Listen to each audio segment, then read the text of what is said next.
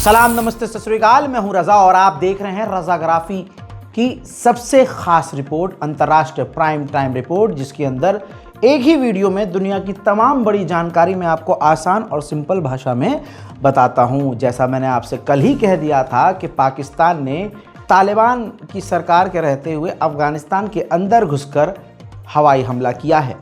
पाकिस्तान ने दोस्तों अपने एयरफोर्स का इस्तेमाल किया और फाइटर जेट से अफगानिस्तान के कई इलाकों पर हमला किया, जिसमें 40 से ज़्यादा आम लोग मारे गए और उस आम लोगों में महिलाएं और बच्चे ज़्यादातर हैं। जिसके बाद तालिबान का खून खौल गया है और तालिबान ने एक तरह से ऐलान जंग कर दिया है। तालिबान ने बॉर्डर पर भारी मात्रा में टैंक और हथियार सेना के साथ भेज दिए हैं और अब पाकिस्तान पर हमले की तैयारी में तालिबान है। बॉर्डर पर झड़प चल रही है, लगातार गोलीबारी और बमबारी की आवाज़ आ रही है। तालिबान और पाकिस्तान के बीच अब घमासान छिड़ने की संभावना हो चुकी है। हज़रात, पाकिस्तान की ये गलती मानी जा रही है कि पाकिस्तान ने आम लोगों को मार दिया। हज़रात, आम जगह पर पाकिस्तान ने अफगानिस्तान में हमला किया, जिसमें ज़्यादातर आम लोग मारे गए। जिस जगह पर पाकिस्तान ने अफगानिस्तान के अंदर हमला किया, हमले के बाद का मंजर ये है।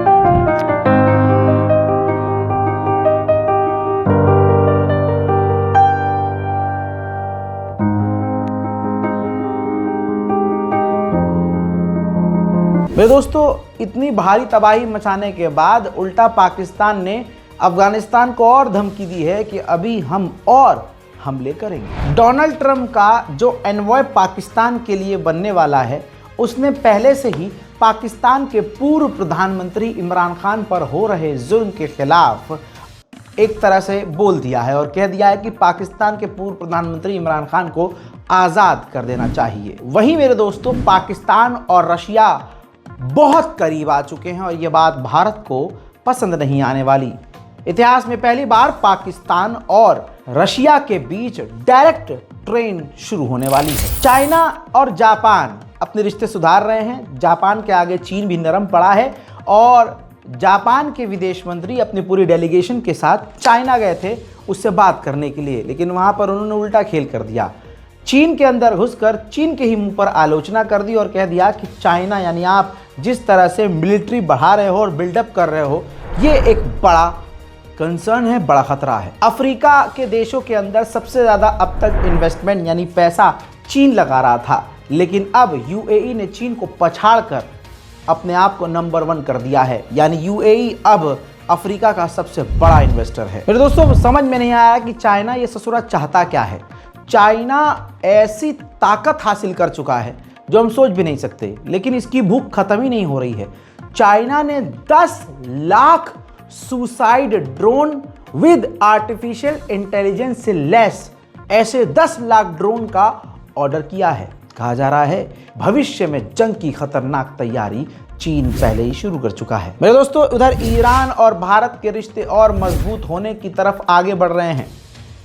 भारत आने वाले हैं ईरान के टॉप डिप्लोमेट, जिनका नाम है डॉक्टर तख्त रवांची। कहा जा रहा है कि भारत और ईरान के बीच कई बड़ी डील हो सकती है। उधर नेपाल को भारत ने एंटरटेन ही नहीं किया। भारत में जो नेपाल की जो विदेश मंत्री हैं जो आई हैं भारत, उनको दिल्ली में बहुत निराशा हुई। उन्होंने कहा कि अगर बड़े अधिकारियों से, बड़े मंत्रियों से मुलाकात होती तो बहुत चीज़ें हो सकती थी। कहने का मतलब ये है कि भारत सरकार ने नेपाल को कोई अहमियत ही नहीं दी। उधर 53 साल बाद बांग्लादेश पाकिस्तान की आर्मी पहुंचने वाली है। भारत के लिए ये बड़े खतरे की घंटी है, क्योंकि आसपास के तमाम देश भारत के खिलाफ अपना रुख दिखा रहे हैं। बांग्लादेश की नई सरकार ने अपनी सेना को ट्रेन करने के लिए पाकिस्तान की आर्मी को चुना है और पाकिस्तान की आर्मी बहुत जल्द बांग्लादेश पहुंचने की तैयारी में है। उधर डोनाल्ड ट्रंप जब से राष्ट्रपति पद जीते हैं, ऐसी ऐसी बातें कर रहे हैं, ऐसा लग रहा है इनकी बातों से ही जो है वर्ल्ड वॉर 3 हो जाएगा। अब उन्होंने एक नया ट्वीट किया है, दोबारा से वो बात बोली है जिसमें उन्होंने कहा है पनामा एक अलग देश है, तो पनामा कनाल जो है, पनामा का एरिया कह दिया उन्होंने कि चाइना की मिलिट्री कंट्रोल कर रही है, पहला इल्ज़ाम।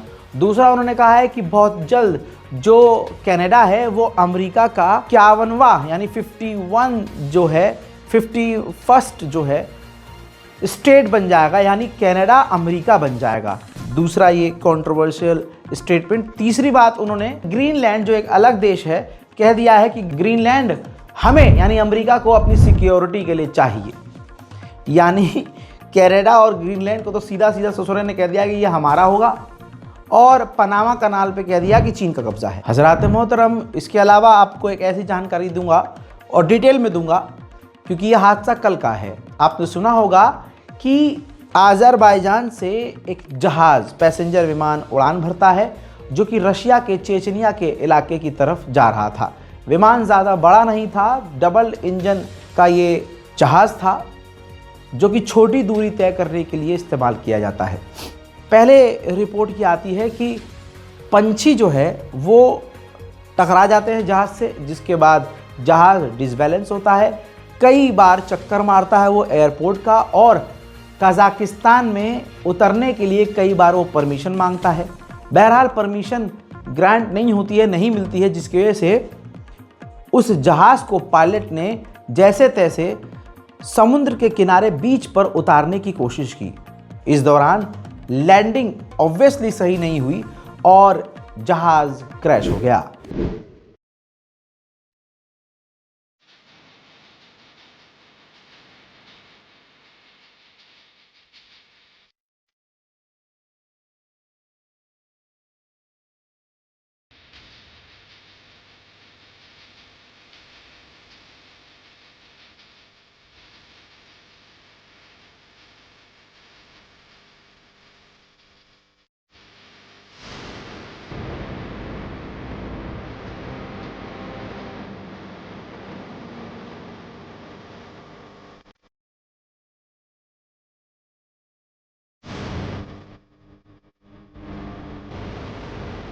अब मेरे दोस्तों, इस जहाज में 62 पैसेंजर और 5 क्रू मेंबर थे। कहा जा रहा है कि ज़्यादातर 50 के तो मारे जाने की खबर कंफर्म है, और उसके बाद जो बचे कुछ लोग मिले हैं वो भी समझ लीजिए कि आधे मर चुके हैं, अधमरे हालत में मिले हैं। ऐसी तमाम तस्वीरें हमारे पास मौजूद हैं जो आप बर्दाश्त नहीं कर पाएंगे और विचलित हो सकते हैं। इस वजह से उन तस्वीरों को मैं दिखाना ज़रूरी नहीं समझता हूँ। जिस तरह से लोग घायल जहाज़ के पिछले टुकड़े से निकल रहे हैं, कई मीटर दूर तक जहाज़ के टुकड़े बिखरे हुए हैं, और तबाही का मंजर ऐसा है कि रूह तक आपकी सहम जाए। दोस्तों, ये 2024 के अंत में होने वाला सबसे ख़तरनाक क्रैश है। और दोस्तों, कल तक ये खबर चल रही थी कि परिंदे इस पर टकरा गए, इस वजह से ये हुआ है, लेकिन अब रज़ाग्राफी आपके सामने सबूत रख रहा है। इस जहाज़ को डिफेंस सिस्टम ने मारा है और मारकर गिराया है। हजरात, ये है सबूत। ये देखिए, इस पे हमले के निशान हैं, एक दो नहीं, कई जगह इस जहाज़ पर हमले के निशान हैं। आप देख सकते हैं कि जैसे एंटी एयरक्राफ्ट गन या कोई डिफेंस सिस्टम से इस पर हमला किया गया हो। चारों तरफ इस जहाज़ के एक हिस्से पर गोलियों के हमले के निशान हैं। ये रज़ाग्राफी आपको सबूत दे रहा है, शेयर कीजिएगा। इसके बाद खुलासा ये हो रहा है कि ये जो रशिया जा रहा था और रशिया पे यूक्रेन चारों तरफ से हमला कर रहा है, तो रशिया की तरफ उसी वक्त जब चारों तरफ से ड्रोन हमले यूक्रेन कर रहा था, तो रूस के एयर डिफेंस सिस्टम बिल्कुल एक्टिव थे। रशिया के एयर डिफेंस सिस्टम ने इसको डिटेक्ट किया और इसको दुश्मन का एयरक्राफ्ट समझा और इस पर अटैक कर दिया गलती से, जिसके बाद ये सारा हादसा हुआ है जो आपको पता है। हजरात, इसकी जांच अभी भी हो रही है, देखना यह है कि अब आगे होगा क्या। उधर बेलारूस के राष्ट्रपति लुकाशेंको जो हैं रशिया पहुंचे हैं और व्लादिमीर पुतिन से इस वक्त मुलाकात कर रहे हैं। वहीं मेरे दोस्तों, ये तस्वीर मैं अलग से नहीं दिखा सकता हूं, ये रूस का कुर्स्क का इलाका है जहां यूक्रेन ने ड्रोन हमला किया, बमबारी भी की, जिसमें आम लोग 3 से 4 रूसी मारे गए हैं। सीरिया के अंदर से रूस अपने हथियार निकालकर कहीं और समुद्री रास्ते से भेज रहा था। मैंने ये खबर सीरिया अपडेट में आपको दी थी।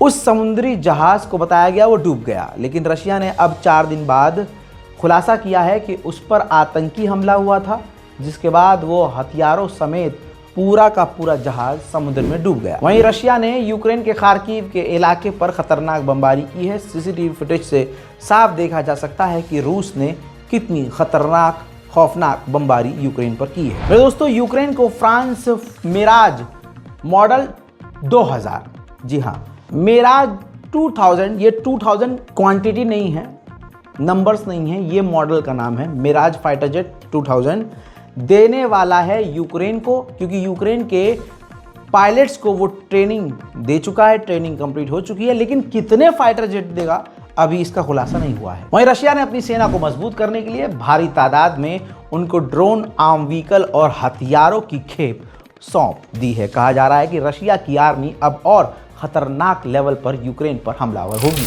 अंतर्राष्ट्रीय प्राइम टाइम रिपोर्ट में आज और अभी के लिए इतना ही।